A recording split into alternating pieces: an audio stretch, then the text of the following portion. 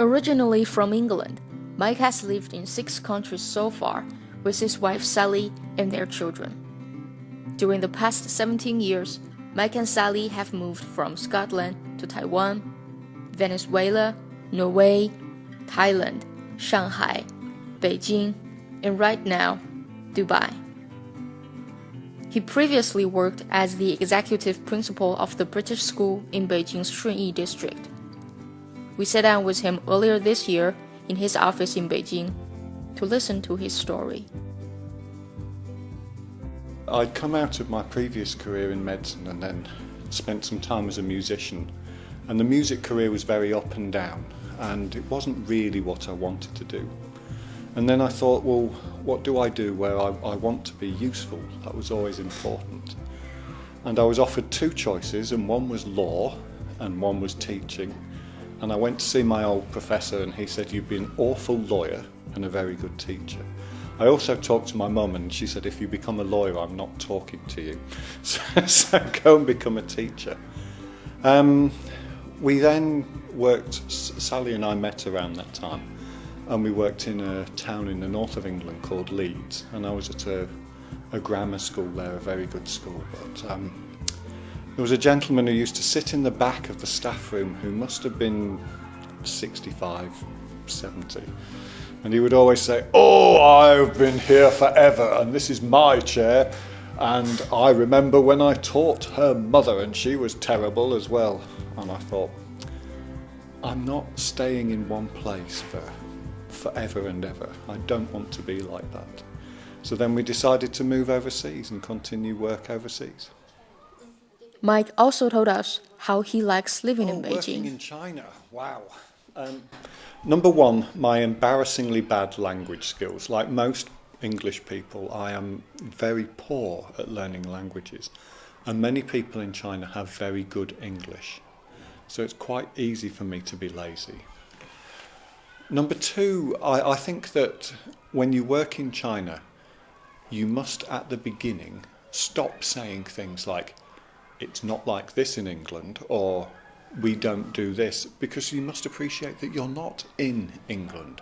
So if you expect to be able to go to the shops and get English food all of the time, well then you're missing why. Why not stay in England? China has such a weight of history behind it, and that's a really good thing. So the traditions are there, but it can be hard if you come in as a foreigner. Sometimes as the foreigner you have to pause and say, okay, what does this mean? What am I doing wrong here? So for example, what we didn't realise at the beginning was sometimes it's very difficult for workers in a Chinese administration team to say no to the boss.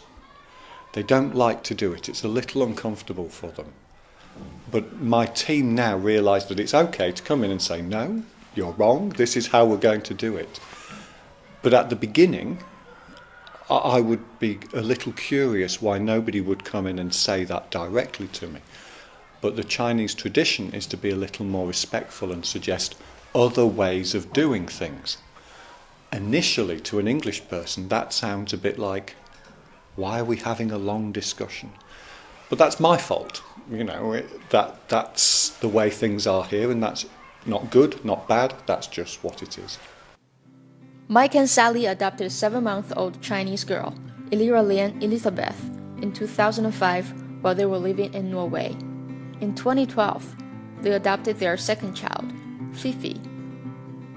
Our older daughters at that time were 5 and 7, and they used to talk about their new baby sister coming. They talked about her forever because it takes a long time to go through to getting the paperwork ready, so it took us a couple of years to do that. But for them it was just their baby sister just lived in China, and they were just waiting for her to come home. There was never any question of why didn't she come from my tummy, or why was she in China. It's just, oh, that's where our baby sister is, she's in China and Mummy will go and get her soon. Our 8-year-old had her ears pierced in England at Christmas time, and children under the age of 12, I think it is, have to have a parent present when you get your ears pierced. So when I took her to have her ears done, the lady said to me, what about her mum? Does she give permission? She didn't come today. And I said, yeah, I am her mum. And she was like, oh, okay, I'm really sorry. That sort of thing, but that's okay. Mike and Sally's children are all studying in the school where Mike works. So we're wondering, what are some of the differences between international and public schools?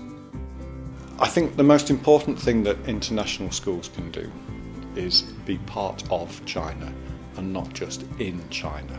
There are a number of international schools I visit and inspect, and they are in China. They've no interest really, or they pay a little bit of attention. But the Chinese education system has a lot to offer us, and hopefully that we can share some of the useful things we do. It's a little bit of a cliche, but the Chinese education system is better at mathematics teaching than the international schools, all of them, mine included. But then we will have some advantages in terms of our language teaching, and our approach to literature can be a little bit more creative. And also sometimes the thinking skills are presented in a different way. There's a lot of emphasis in international schools, particularly here, on developing creativity and intellectual playfulness, we call it. So take the idea and change it, and that's really good.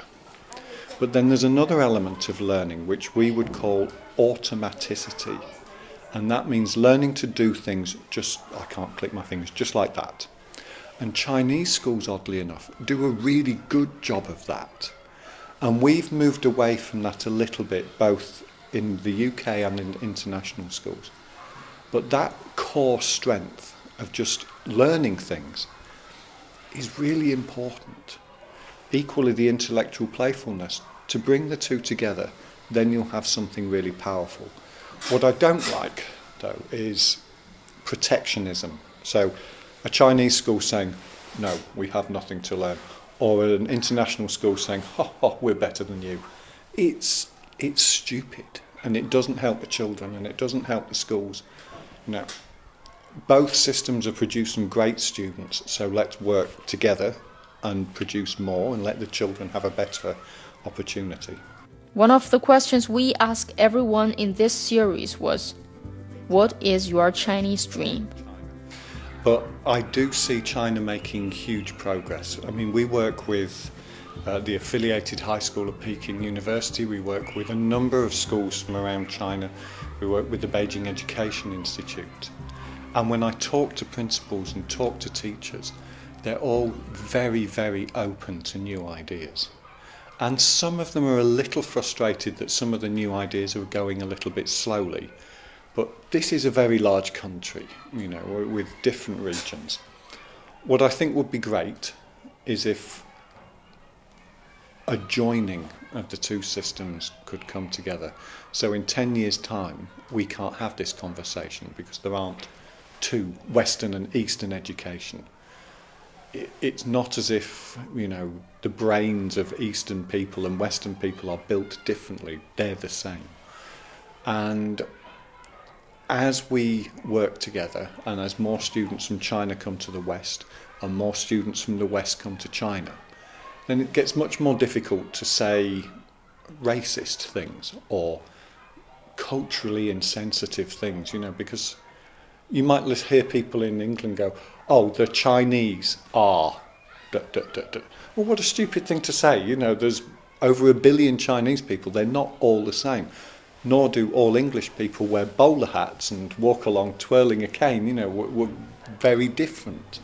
So once education teaches people to treat others as individuals and not just say they are all French, they are all Chinese, that's my dream, I think.